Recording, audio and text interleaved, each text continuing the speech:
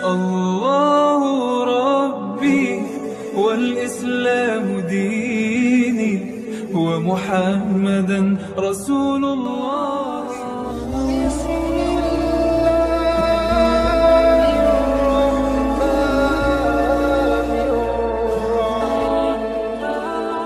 Assalamualaikum warahmatullahi wabarakatuh.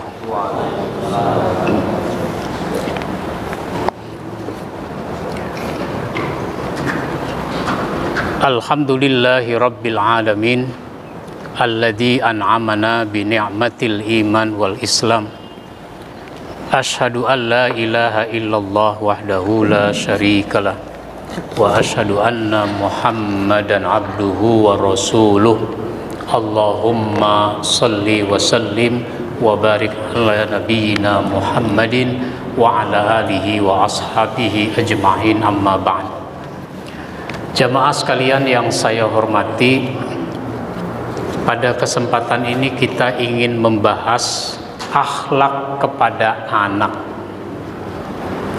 Biasanya yang sering dibahas akhlak anak kepada orang tua. Ini akhlak orang tua kepada anak. Dibahas dari buku yang saya tulis, Akhlak Pribadi Muslim. Bahasan ini insya Allah 2 kali pertemuan, karena ada beberapa poin yang tidak bisa kita selesaikan sekali pertemuan. Anak itu anugerah, namanya anugerah, pemberian dari Allah. Karena pemberian dari Allah, maka kita terima saja, kita syukuri. Apalagi setiap orang berumah tangga pasti ingin punya anak. Syukuri. Mau laki, mau perempuan, terima dengan senang hati. Kadang-kadang ada orang ingin anak pertama anak laki, ternyata yang lahir perempuan. Sepertinya dia kurang nerima, makanya ngomongnya apa? Ya perempuan. Ya udah nggak apa-apa, mudah-mudahan anak kedua nanti laki-laki, hamil lagi, lahir lagi, ternyata perempuan lagi. Ngomongnya apa? Ya perempuan lagi. Nggak boleh begitu, terima saja. Anak itu juga amanah. Namanya amanah akan dimintai pertanggungjawaban. Oleh karenanya anak ini harus kita perlakukan sebaik mungkin. Apa saja poin-poinnya? Yang pertama, mempersiapkan diri menjadi orang tua yang soleh.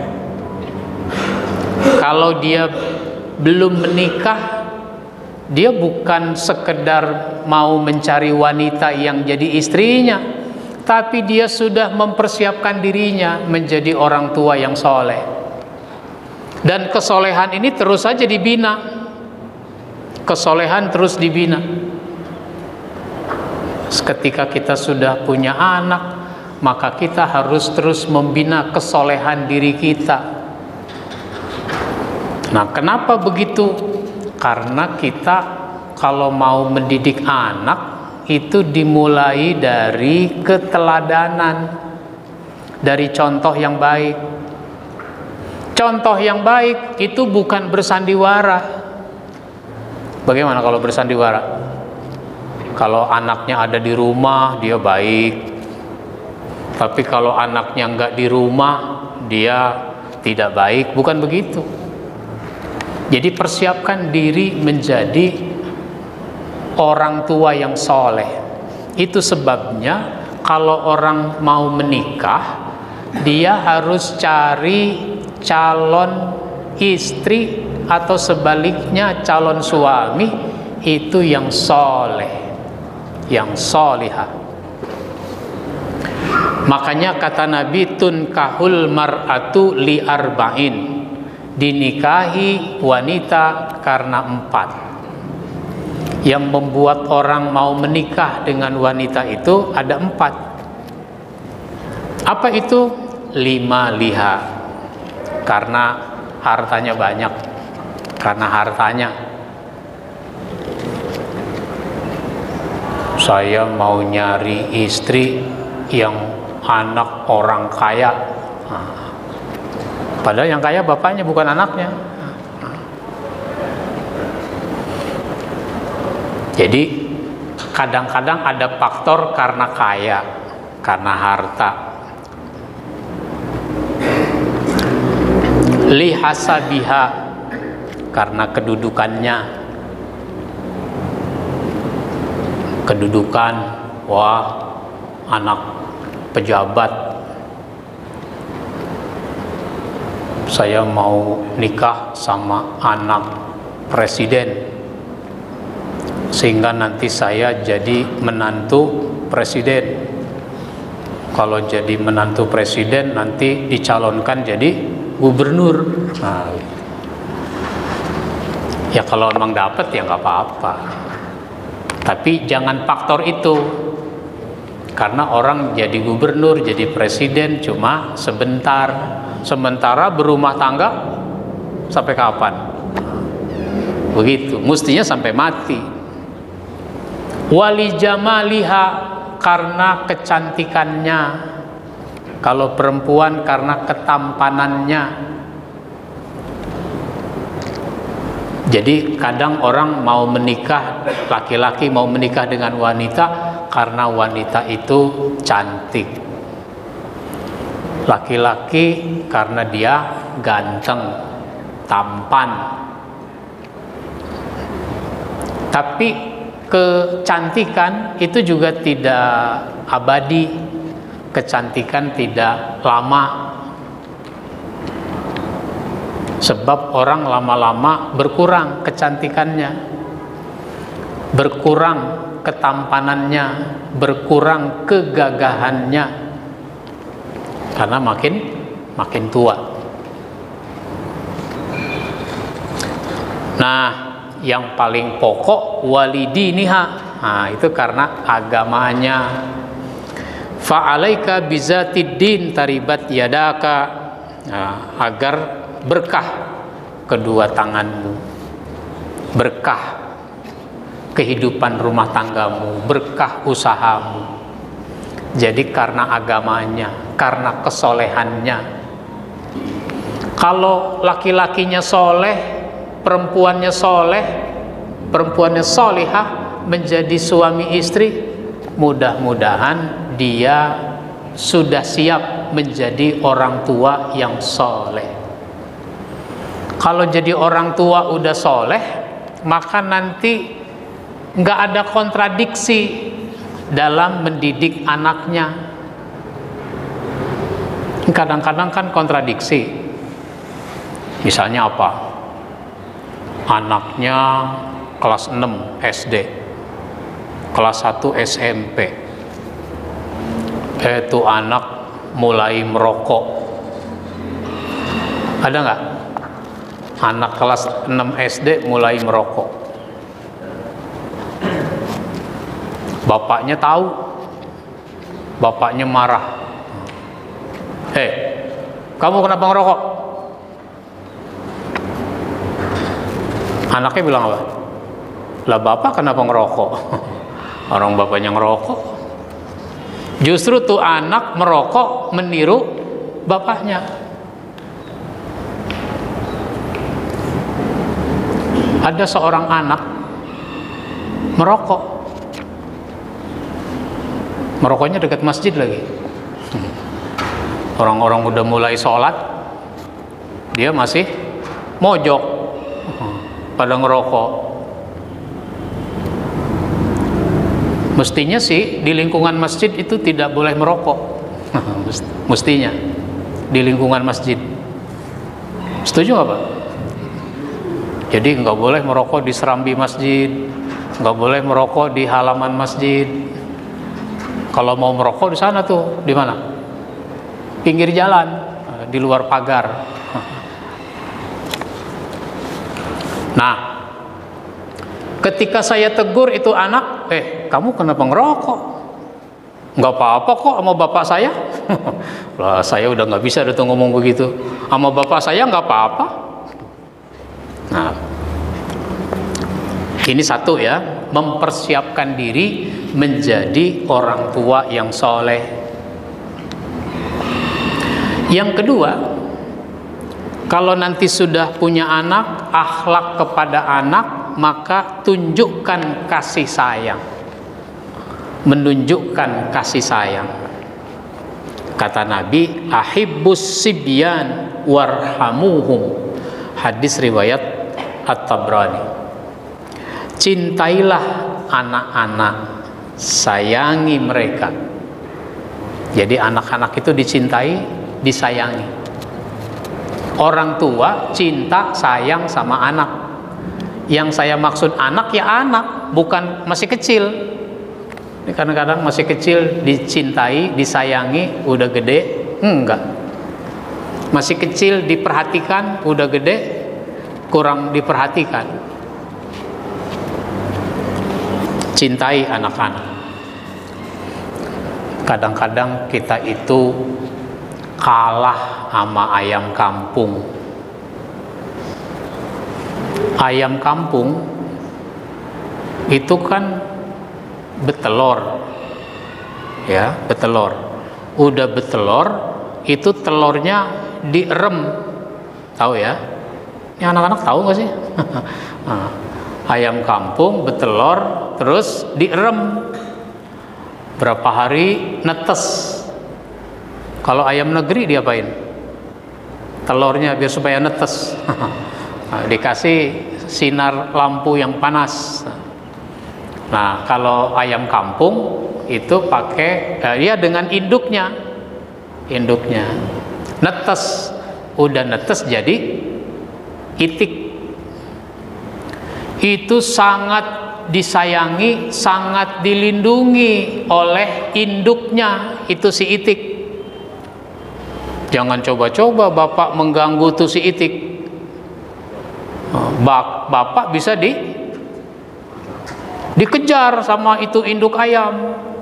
Berani tuh induk ayam luar biasa sama bapak yang jenggotan, yang gemuk. Jadi takut tuh bapak. Itu istilahnya apa tuh? Itu kalau orang Betawi istilahnya diseradung. Diseradung, dikejar sama induk ayam. Nah, kenapa? Karena dia sangat melindungi itiknya. Sekarang banyak orang tua nggak menyayangi, nggak melindungi anaknya.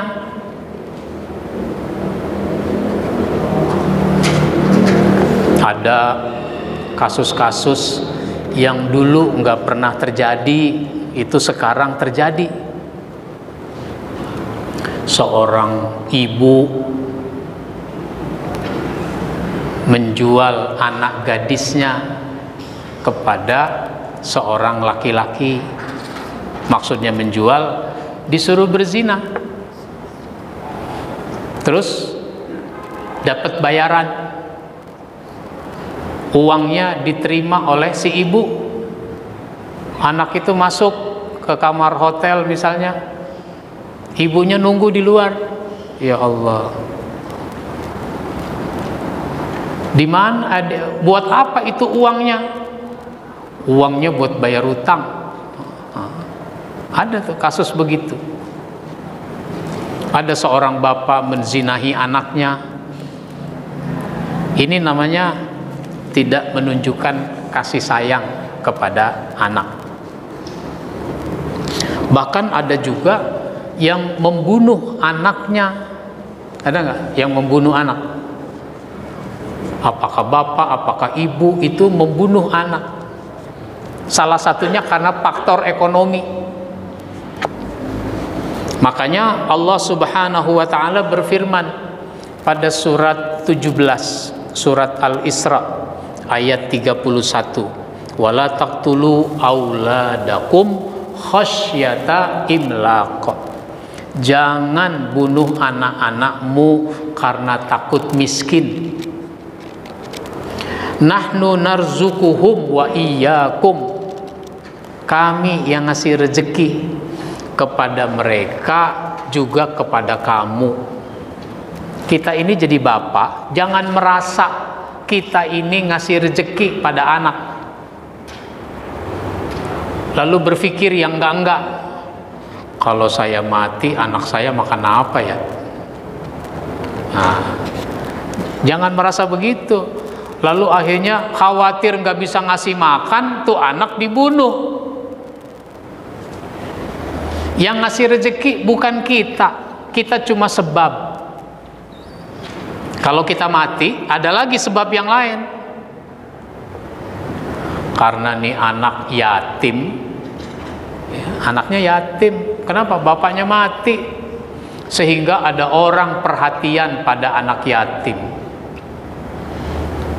Sehingga itu anak yatim diajak makan yang enak, diajak jalan-jalan. Sepulangnya dia cerita sama kawannya, kemarin gue enak tuh. Kenapa?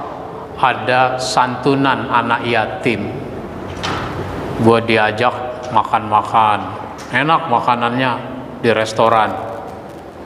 Terus diajak jalan-jalan ke tempat wisata. Kok gue nggak diajak? Ya kan ini khusus anak yatim, bapak gue kan udah mati. Akhirnya gue didaftar sebagai anak yang boleh ikut. Iri temennya tuh diceritain begitu, coba bapak gue mati juga ya.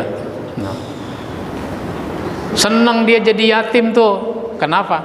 Ada yang memberi perhatian. Jadi yang ngasih rezeki bukan kita. Ada nggak karena bapak mati terus anak mati kelaparan? Nggak ada, malah makannya tambah kenyang. Makan telur, 1 butir telur itu. Kalau dulu kan telur 1 butir dibagi 2. Ketika bapaknya masih ada, telur 1 butir dibagi 2. Miskin. Sekarang malah telur rebus, telur goreng. Jadi seorang bapak, seorang ibu, dia harus menunjukkan kasih sayangnya kepada anak. Dan kasih sayang itu sejak si anak masih dalam kandungan. Sejak masih dalam kandungan. Makanya seorang suami yang istrinya sedang hamil, bagus dia suka mengusap-usap perut istrinya itu, diusap-usap kan ini ada janin di dalam, tunjukkan kasih sayang. Itu ada pengaruhnya. Perlakuan baik terhadap janin itu ada pengaruhnya. Itu pernah ada penelitian di Jepang. Sekian tahun yang lalu saya baca beritanya. Itu penelitian di Jepang menyebutkan bahwa ibu-ibu yang hamil itu diundang untuk menonton konser musik. Nonton konser musik. 1.000 ibu yang hamil. Coba bayangin tuh. Kita ngelihat di bidan ada 2-3 orang yang hamil. Ini 1.000 ke satu tempat. 1.000 ibu yang hamil. Lalu dipertunjukkan musik. Sesudah selesai konser musik, ibu-ibu itu diwawancarai, diteliti. Bagaimana rasanya Bu? Ibu nonton musik. Apa ibu-ibu itu bilang?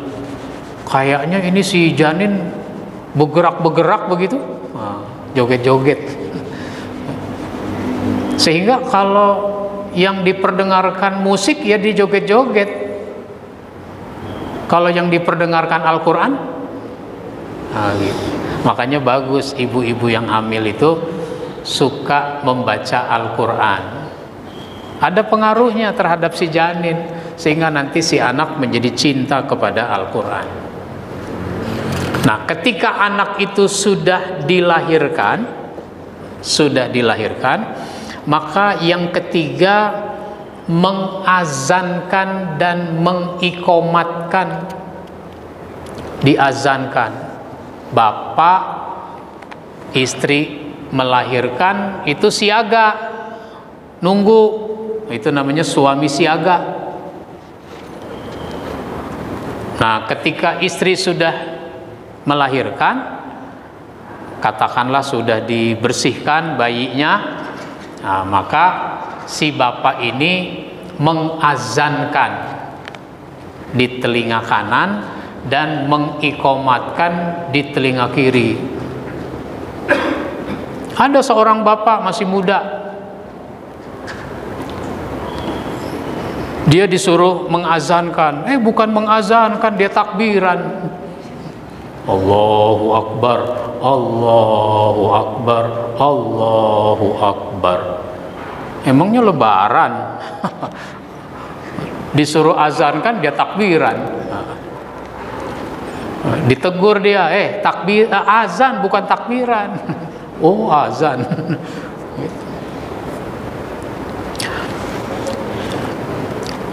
Ada hadis menyebutkan riwayat Abu Daud dan Tirmizi. Abu Rafi, pembantu Rasulullah Sallallahu Alaihi Wasallam, menyatakan, saya melihat Rasulullah Sallallahu Alaihi Wasallam azan di dekat telinga Husain bin Ali ketika ibunya Fatimah melahirkan dengan azan, yakni azan untuk sholat. Jadi diazankan dan diiqomatkan. Emang kenapa? Syaitan itu menggoda siapa saja, termasuk anak yang baru dilahirkan. Dia sudah ingin menggoda. Nah, maka kalau ada azan, syaitan itu biasanya lari terbirit-birit. Makanya kalau ada azan dari masjid, segera tuh kita tunaikan sholat, segera datang memenuhi panggilan sholat, mumpung syaitan lagi lari terbirit-birit. Oh, ini kadang-kadang ditunda, syaitannya datang lagi menggoda. Udah 12:30 belum juga sholat zuhur, baru mau sholat. Ketika dia baru mau sholat, lantaran juga masih bisa, makan aja dulu. Ntar jam 1 masih boleh sholat zuhur. Akhirnya apa? Dia belum juga sholat zuhur sampai jam 1. Udah mau sholat tuh jam 1:30, setan goda lagi, dibisikkan dia. Nanti juga jam 2 nggak apa-apa. Padahal tadi jam 12 dia udah bisa tuh. Di suatu kantor, saya ngisi pengajian, acaranya habis sholat asar. Karena kantor itu kalau zuhur orang pada keluar kantor, orang masih ada di luar kantor, tugas, ya, tugas keluar kantor. Tapi kalau sudah menjelang asar itu sudah pada kumpul lagi, udah balik. Cuma saya kan misalnya ceramah di satu masjid kantor jam 1 selesai. Kalau mau pulang dulu tanggung. Akhirnya ke situ udah langsung. Jadi saya jam 2 udah datang atau 2:30. Ternyata masih ada yang sholat zuhur 2:30. Jam 3:15 masih ada yang sholat zuhur. Jam 3 masih ada yang sholat zuhur. Selesai dia sholat zuhur, assalamualaikum, assalamualaikum, azan asar. Untung dia nggak bilang, gue baru sholat zuhur udah asar. Ya lu sholat zuhur jam 3.15. Begitu. Jadi azan dan iqamat. Yang keempat, akhlak kepada anak itu memberi nama yang baik. Anak disiapkan nama-nama yang baik. Bahasa apa saja boleh. Mau bahasa Sunda, mau bahasa Jawa, mau bahasa apa lagi? Bahasa Batak, bahasa Inggris, bahasa Arab, boleh. Nama anak. Yang penting artinya baik. Artinya baik.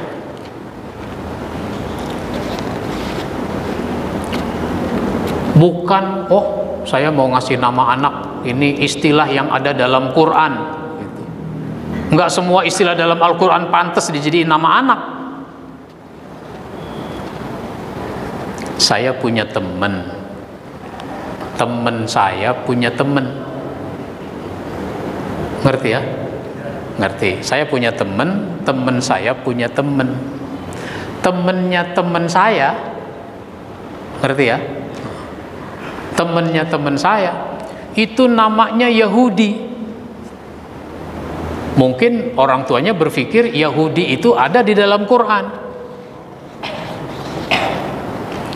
Lalu udah gede, ini anak sekolahnya di PGA. Ada ibtidaiyah, ada sanawiyah, terus ada PGA. Ada aliyah, ada PGA gitu. PGA apa? Pendidikan Guru Agama. Dulu ada juga namanya SGO. Apa SGO? Sekolah Guru Olahraga. Itu begitu. Kalau di sekolahan guru olahraga pada sekolah nggak tuh ya dulunya? Saya nggak tahu, sekarang udah nggak ada SGO. Apakah ada S1 jurusan olahraga? Ada. Jadi kalau SGO dia nanti ngajar olahraga di SD. Nah kalau PGA itu pendidikan guru agama, dia ngajarnya di madrasah ibtidaiyah. Karena ngajar di madrasah ibtidaiyah, maka guru itu dipanggil ustad. Maka dia dipanggil Ustadz Yahudi. Kan gitu, orangnya enak tuh Ustadz Yahudi. Iya, jadi kurang enak dipanggil Ustadz Yahudi. Tapi emang namanya Yahudi gitu. Makanya Nabi kalau mendapati orang namanya bermakna buruk, artinya buruk, nah itu dia diganti. Namanya diganti. Bagaimana nama yang baik? Nama yang baik itu nama yang artinya baik. Maknanya baik.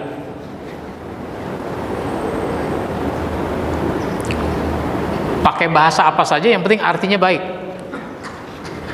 Atau nama itu diambil dari tokoh-tokoh yang baik. Meskipun nggak tahu artinya, tapi ini tokoh. Jadi artinya baik nama itu. Misalnya Abdurrahman gitu, Muhammad dan sebagainya. Bagaimana kalau pakai bahasa Jawa? Ya silahkan, yang penting artinya baik. Soeharto, mana orang Jawa? Soeharto artinya apa? Orang Sunda Supriyatna, artinya apa?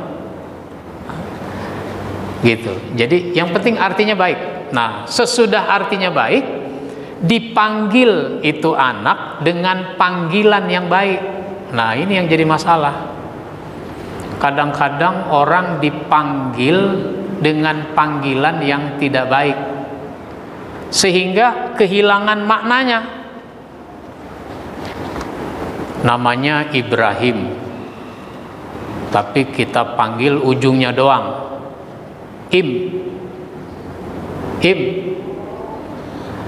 Lama-lama orang manggilnya Iim. Nah, udah nggak ada artinya itu. Atau Boim. Sehingga kadang-kadang dia lebih dikenal dengan nama itunya, nama Imnya itu, daripada nama lengkapnya Ibrahim. Jadi kalau nama udah diberikan dengan makna yang baik, panggil dengan panggilan yang baik. Di dalam satu hadis riwayat Abu Daud disebutkan, innakum tud'auna yaumal qiyamah bi asma'ikum wa bi asma'i abaikum fa ahsinu asma'akum. Sesungguhnya kamu sekalian akan dipanggil pada hari kiamat dengan nama-nama kamu. Kan nanti orang dikumpulkan di padang mahsyar, dia mau dikasih buku catatan amal, dipanggil dengan namanya dan nama bapak-bapakmu. Misalnya Ismail bin Ibrahim, gitu. Dipanggilnya Ismail bin Ibrahim, enggak dipanggil Iil, kan namanya Ismail, panggilnya Iil, enggak begitu, dipanggil Ibrahim. Jangan sampai lupa sama namanya. Nama gue mah Iil bukannya Ismail. Lu yang dipanggil Ismail itu, nama gue Iil. Dia lupa sama nama aslinya. Maka perbaguslah nama kalian. Jadi perbagus nama. Dulu saya berdakwah di Sydney, Australia. Saya ceramah Ramadan, terus ada ustadz dari mahasiswa Indonesia yang di Mesir jadi imam taraweh. Namanya Ustadz Torik, tapi nama aslinya John. Nama aslinya John, orang Sumatera Barat, orang Padang, namanya John. Tapi dia diganti oleh gurunya di Mesir dengan nama Torik. Jadi dia dipanggil dengan Ustadz Torik. Tapi waktu dia menikah, waktu itu dia masih bujangan. Waktu dia menikah, saya diundang, saya datang. Ya, tiketnya dikasih, dikasih tiket ke Sumatera Barat.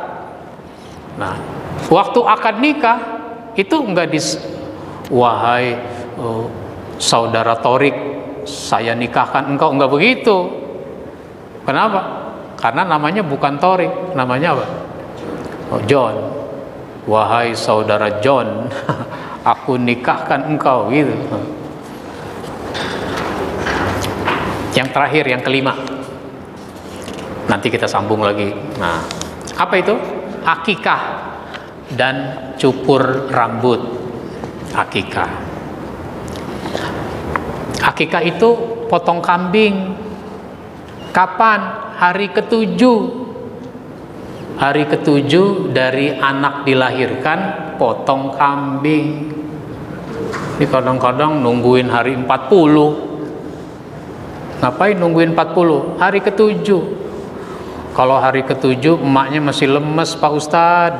Emang emaknya yang motong kambing? Gitu. Jadi hari ke-7 yang bagus. Dari Aisyah radhiyallahu anha bahwa Rasulullah sallallahu alaihi wasallam memerintahkan mereka, para sahabat, untuk akikah dari bayi laki-laki 2 ekor domba dan bayi perempuan 1 ekor domba, gitu. Jadi kalau laki 2 kambing, perempuan 1. Setiap anak digadaikan dengan akikahnya, disembelih akikah itu pada hari ke-7, lalu dicukur dan dinamai. Kullu ghulamin martahunna bi aqiqatihi tudbahu anhu yawma sabi'ihi wa yuhalaku wa yusamma. Begitu. Jadi potong kambing pada hari ke-7, sembelih, makan sama-sama. Mau pakai acara boleh, nggak pakai acara juga nggak apa-apa, yang penting potong kambingnya. Cukur, diresmikan namanya. Ya bagus, diundang tetangga-tetangga, famili-famili. Ini sudah dilahirkan anak, diberi nama dengan gitu, namanya disebutkan, arti nama ini apa. Maka kalau belum bisa ngasih nama, nanya dulu sama orang yang tahu. Ini yang kita bahas. Saya persilahkan yang mau bertanya.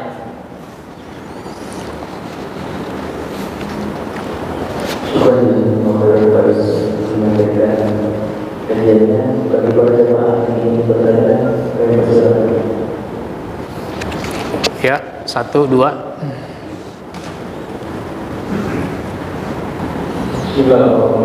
Assalamualaikum warahmatullahi wabarakatuh. Waalaikumsalam. Alhamdulillah. Ustaz, saya mau tanya mengenai orang tua terhadap anak. Orang apa? Orang tua terhadap anak. Apa namanya? Masalahnya anak ini menganggap atau memikirkan orang tua ini lepas dari ajaran Islam. Terus dia ini memutuskan tali silaturahmi dengan orang tua. Ini baru perkiraan, sedangkan orang tua terhadap anak seperti apa? Sedangkan dia sudah memutuskan tali persaudaraan atau tali silaturahmi kepada orang tua. Dan tidak ada orang tua seperti apa? Terima kasih. Assalamualaikum warahmatullahi wabarakatuh. Waalaikumsalam. Jadi maksudnya anaknya keluar dari Islam.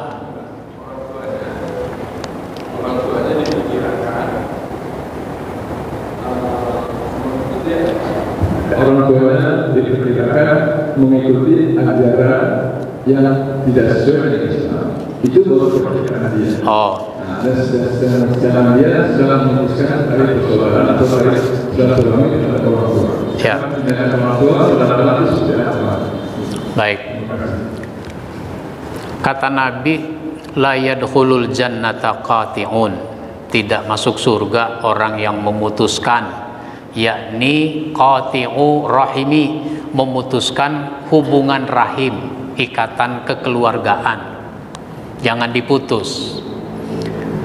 Kalau orang menganut sesuatu yang tidak baik, justru harus makin diperkuat supaya bisa diperbaiki. Kalau jadi jauh, bagaimana mau memperbaiki? Kalau orang misalnya murtad, keluar dari Islam, memang konsekuensi hukumnya jadi putus. Yang menjadi konsekuensi hukum itu putus. Misalnya anak murtad keluar dari Islam, maka dia nggak bisa lagi dapat warisan dari harta orang tuanya yang meninggal, karena murtad salah satu sebab terputusnya hubungan waris. Nah, kalau orang tua melakukan hal-hal yang tidak benar, menganut sesuatu yang tidak benar, hubungan anak dengan orang tua tetap harus bagus agar dia bisa mengembalikan orang tuanya ke jalan yang benar. Kepada siapapun begitu. Orang tidak baik kita jauhi, ya makin tidak baik. Kalau ada orang sakit, dokter tidak boleh takut ketularan penyakit. Maka dokter ngapain? Dokter mendatangi orang sakit. Dia periksa apa penyakitnya, dicarikan obat yang tepat. Begitu. Baik, begitu Pak. Silakan. Ini Ustaz. Ya. Kalau kita memilih jodoh itu kan dipilih karena keturunannya, karena kecantikannya, karena hartanya dan segala macam.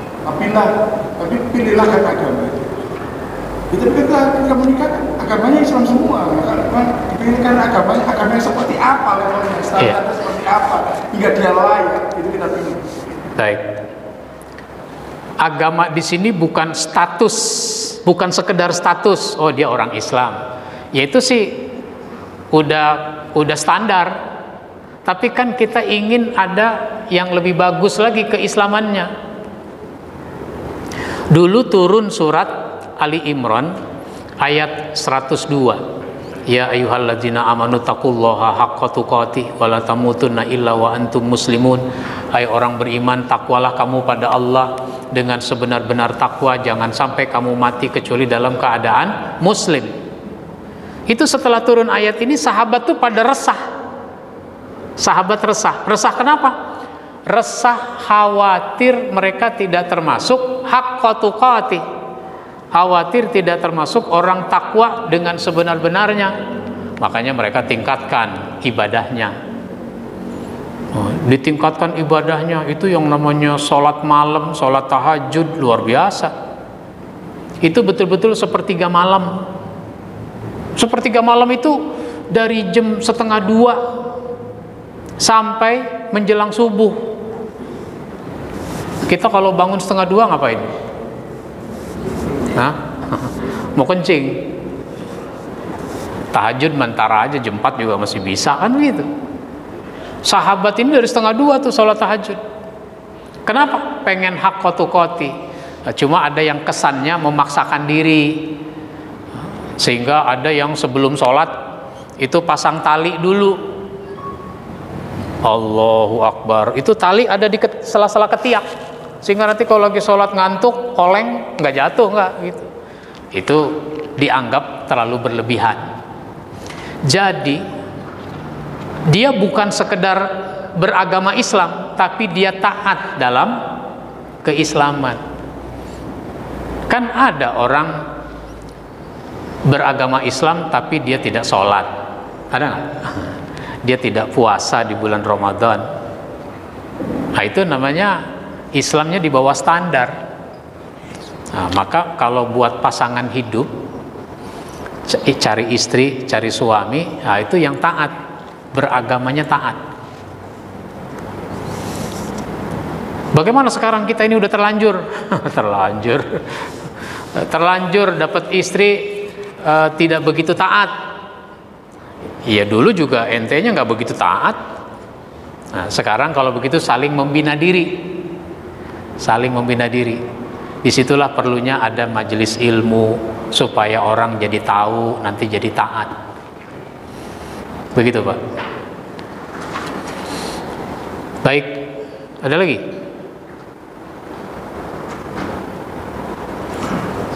Ya, satu lagi. Nah. Silakan Pak.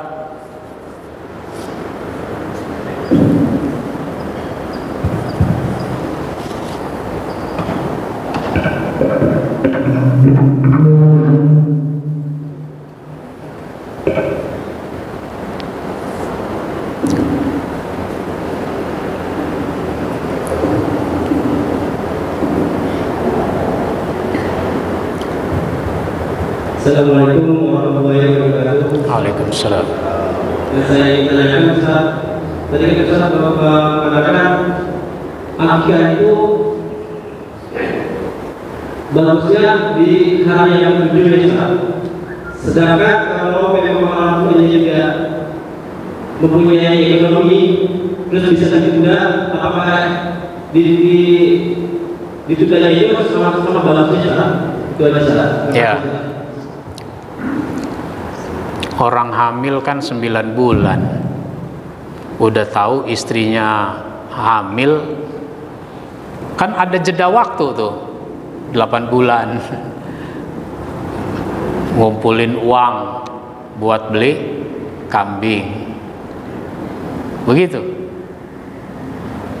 Malah sebelum istrinya hamil dia sudah menyiapkan dana.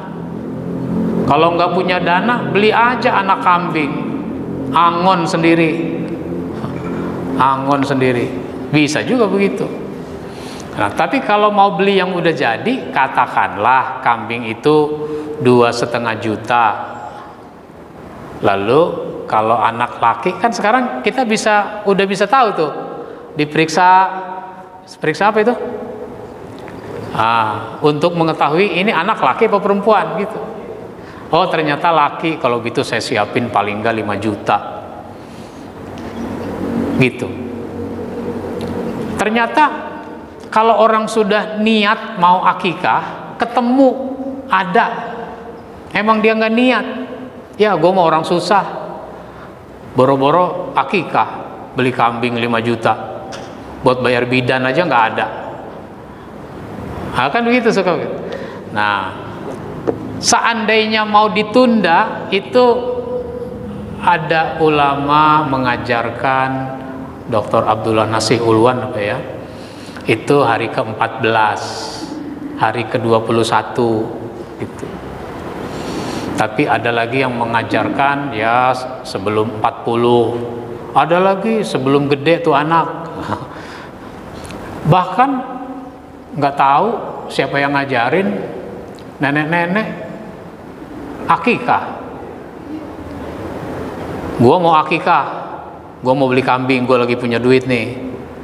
Akikah siapa? Cucu? Bukan gua, katanya begitu. Lah udah nenek-nenek baru akikah. Habis ustazah bilang begitu, kita ini tergadai kalau belum diakikahi. Ya kan pegadaian juga ada waktunya. Pegadaian ada waktunya nggak? Nah, gitu. Akikah itu kewajiban orang tua kepada anaknya, bukan kewajiban anak pada dirinya sendiri, bukan. Ya kalau orang tua kita dulunya nggak mampu, dia nggak mengakikahkan kita, ya sudah nggak apa-apa. Maka usahakan akikah itu secepatnya, begitu ya. Baik, waktu kita sudah cukup. Insya Allah nanti kita sambung 5 poin lagi pada pertemuan berikutnya. Kita akhiri dengan baca hamdalah. Alhamdulillah. Assalamualaikum warahmatullahi wabarakatuh.